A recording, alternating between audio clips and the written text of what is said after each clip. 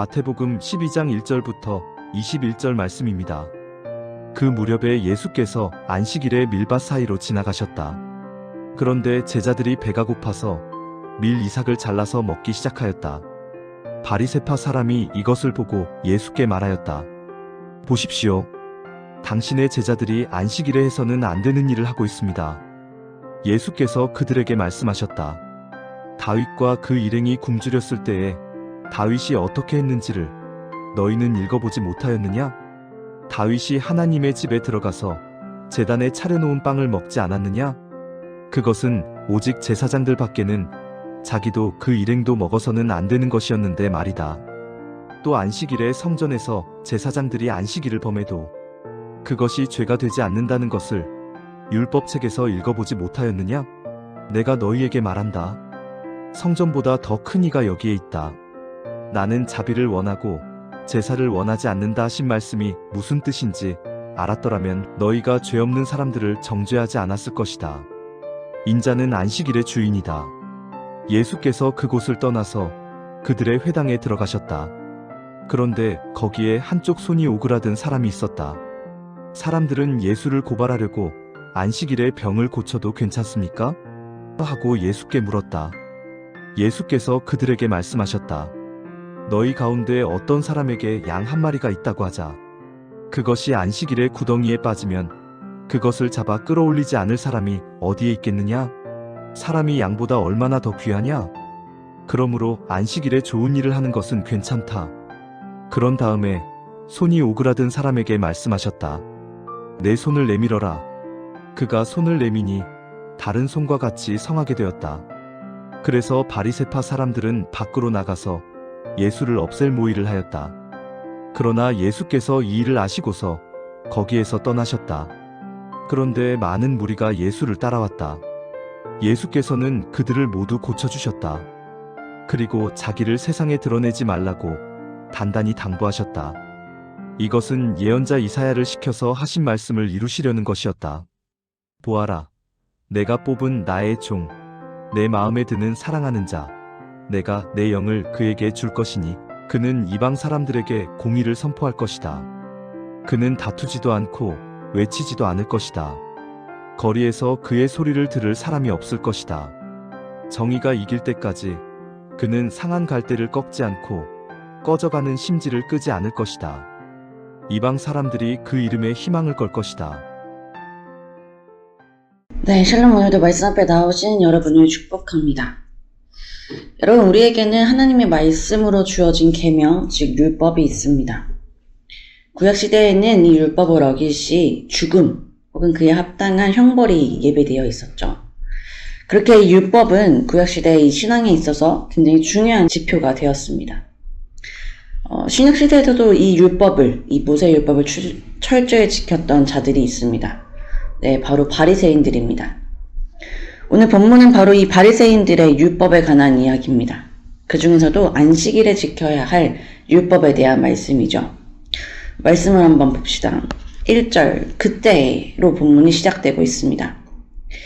1절 하반절에 이삭을 잘라 먹을 만큼 이삭이 익은 것을 볼 때, 그때는 예수님이 돌아가시기 1년 전 4월의 6월절과 밀 추수를 기념하는 77절의 중간쯤 어느 한 안식일이었을 것으로 추정됩니다. 이 안식일에 예수님의 제자들이 무엇을 합니까? 네, 너무 배가 고파서 이삭을 잘라 먹습니다. 여러분, 안식일은 하나님께서 천지를 창조하시고 안식하신 날로 율법에는 이날을 기념할 것과 또 동시에 쉴 것을 명하고 계십니다. 그런데 지금 예수님의 제자들은 바쁜 선교 활동으로 인해서 이 율법의 금지 조항을 잊어버릴 만큼 매우 배가 고팠던 상태였던 것입니다. 누군가의 밀밭에 가서 이삭을 잘라먹는 행위 자체가 죄가 된 것은 아닙니다. 이날이 안식일이라는 것이 문제가 되었던 것이죠. 이 유대인들의 율법 주석서인 미시나에 따르면 안식일에는 어린 양이 한 입에 넣을 만큼의 이삭을 잘라먹는 것조차 죄가 된다고 규정하고 있습니다. 뿐만 아니라 이 안식일에 금하고 있는 39개의 노동의 어떤 범주들이 있었는데, 저들은 일단 이 안식일에 이 이삭을 잘라먹은 죄를 범한 것과 더불어서 이 안식일 금하고 있는 이 30개, 9개의 노동 금지사항 중 4가지를 어기게 됩니다. 그렇게 2절 유대인들이 예수님께 나와 제자들이 안식일에 하지 못할 일을 하였다고 비난하고 있는 것이죠. 이 예수님께서는 율법의 의미와 또 그 안식일의 정신에 대해서 알려주시기 시작합니다. 3절을 봅시다. 다윗은 사울을 피하여 도망하다 노베에 있는 하나님의 전에 들어간 적이 있습니다. 이때 너무나 시장했던 다윗과 그의 병사들은 제사장 아히멜렉이 주는 거룩한 떡을 먹습니다. 여러분, 이 거룩한 떡은 제사장만이 먹을 수 있는 떡이었습니다. 그리고 이 떡을 먹은 날은 안식일이었습니다. 그러니까 다윗은 지금 모세의 율법을 위배한 것이죠. 그러나 구약은 다윗의 이 행위에 대해서 어떠한 정죄도 하지 않습니다. 바리새인들의 기준대로라면 다윗은 율법을 어긴 죽어 마땅한 죄인이 되어야 합니다. 예수님께서 지금 이런 말씀하고 계신 이유는 바리새인들이 율법을 무리하게 해석하고 적용하며 성경의 근본 정신에 어긋난다는 사실을 깨닫게 하시기 위함입니다. 바리새인들은 율법을 해석해 놓은 조상들의 유전을 지나치게 매사에 적용하여 유전을 사람 위에 두는 오류를 범하고 있는 것입니다. 5절도 볼까요? 5절도 다윗이 행한 것과 같은 예외적인 사례라고 할 수 있습니다. 여러분, 제사장들은 아무 일도 할 수 없도록 규정된 안식일의 법에도 불구하고 성전 안에서 매 안식일마다 하나님께 경배드리는 의식을 행할 때 몇 가지의 일들, 예를 들면 진살병을 대체하는 것, 또 훗년 둘을 희생제물로 드리는 이런 일들을 감당했습니다. 제사장들이 안식일에도 불구하고 성전에서 이러한 일을 할 수 있었던 것은 안식일에 관한 법이 하위법이요, 성전에 관한 법이 상위법이기 때문이었습니다.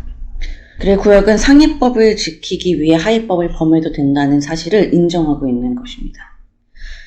여러분, 제사장들이 안식일에 하나님을 예배하기 위해 일을 하여도 율법적으로 아무런 잘못이 없다면 그 성전과 제사의 궁극적인 존재이신 예수님과 또 예수님의 사역을 위해 일하였던 제자들이 범한 행동도 아무런 문제가 되지 않는 것 아닐까요?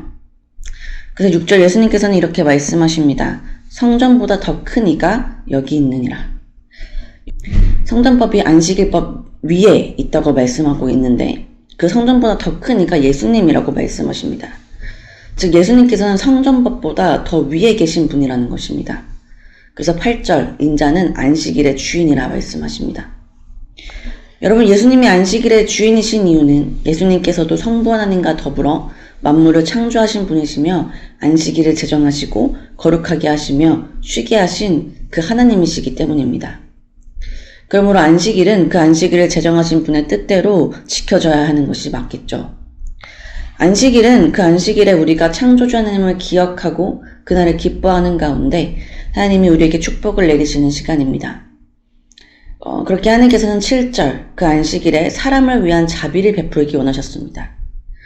즉 안식일이 사람을 위하여 존재하는 것이기 때문에 안식일은 사람의 행복과 축복을 위한 날이 되어야 한다는 것입니다. 이것이 바로 우리가 안식일에 행하기 원하시는 하나님의 뜻이라는 것이죠. 그러나 바리새인들은 이 안식일의 정신을 전혀 이해하지 못한 채 율법을 내세워 사람을 속박하고 아무런 도움도 받지 못하게 하는 자비와는 전혀 다른 날로 지키게 되었습니다. 여러분, 그래서 이후 나오는 본문의 말씀들이 무엇입니까? 10절 사람들이 예수님을 고발하기 위해 안식일에 손마른 자를 예수님께 데려옵니다. 그리고 안식일에 병 고치는 것이 옳으냐 물어보죠. 이 예수님께서 뭐라 말씀하십니까? 양 한 마리가 구덩이에 빠져도 안식일에 끌어내어 살릴 텐데 사람이 양보다 더 귀하지 않느냐 도리어 물으십니다. 그리고 안식일에 선을 행하는 것이 옳다 말씀하시죠. 그리고 손마른 자를 고쳐주십니다. 여러분, 예수님의 율법 속의 안식일은 바로 이런 날입니다.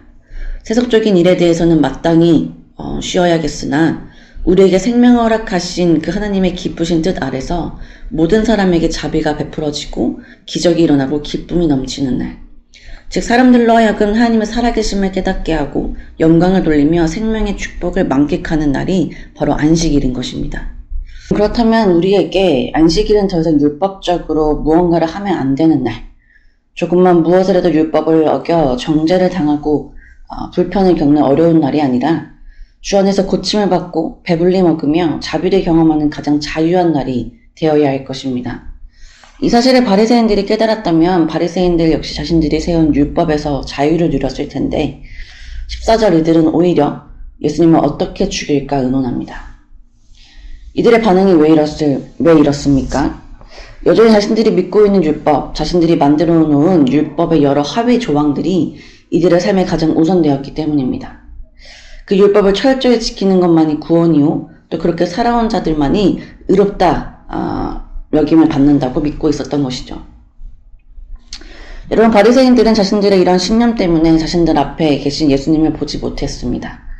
그 율법을 완성하라 오신 분이시요 안식일의 주인 되신 예수님을 알아보지 못한 채 자신들의 신념을 자꾸만 무너뜨리고 자신들의 신념에 도전해오는 예수님을 죽이려고 했던 것입니다. 사랑하는 여러분, 우리도 생각해 봅시다. 우리가 교회의 사역 가운데 또 어떤 일을 행할 때 가장 우선하는 것은 무엇입니까? 특별히 우리에게 교회에서 행하는 사역과 봉사의 가장 첫째 목적은 하나님께 영광이요, 또 교회와 지체들에게 덕을 세우는 것일 겁니다. 그러나 우리는 때로 내가 세운 사역의 원칙과 내가 지향하는 사역의 방향 때문에 어느새 하나님과 지체들은 사라지고 내 의만 남게 될 때가 있습니다. 내 의만 남으면 바리새인들처럼 율법만이 남게 됩니다. 정죄만이 남고 비난만이 남게 됩니다. 즉 은혜가 사라진다는 것입니다. 오늘 말씀을 통해 우리 자신의 모습을 돌아보며 어떤 종교적 행위보다 자비를 원하시는 예수님의 마음을 깨닫길 소망합니다. 그래야 우리의 모든 사역의 목적과 중심이 하나님을 기쁘시게 하는 것이 되며 그 기쁘신 뜻 안에서 많은 사람들에게 사랑을 행하고 그들을 자유케 하는 사역을 하는 우리가 되기를 소망합니다. 함께 기도합시다.